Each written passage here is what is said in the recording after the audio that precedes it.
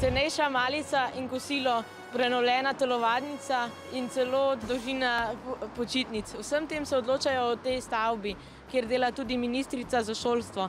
Zanjo sem zbral nekaj vaših in mojih vprašanj. Pa gremo. Ste kdaj špricali pouk? Mislim, da ne. Kakšne ocene ste pa imeli? Pravzaprav sem bila malce piflarka in sem imela 5. Zdaj pa še najpomembnejše vprašanje. Ali bi podaljšali počitnice? Zakaj? Intenzivno razmišljam. Od česa je to odvisno? Malce je odvisno od učnih programov, tam so vsebina, ki jih vendarle treba obravnavati, ampak kakšen dan bi se pa sigurno našel. Ali ministrstvo, ko sprejema zakone, kdaj vpraša za mnenje tudi otroke?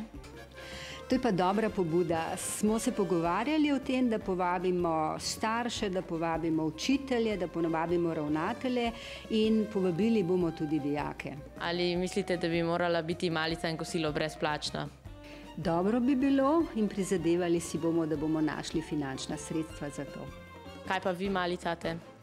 Največkrat sadje in tukaj imam jabolka iz našega domačega vrta, brez kemije in bom vesela, če si boš kakšnega izbral. Hvala. Izvoli. Hvala za pogovor. Z veseljem, še kdaj. Ministrica je kar zanimiva, prijazna. Ona ne skrbi za šolstvo, jaz bom pa za svoje domače naloge in da se imamo fajn v razredu. Adijo!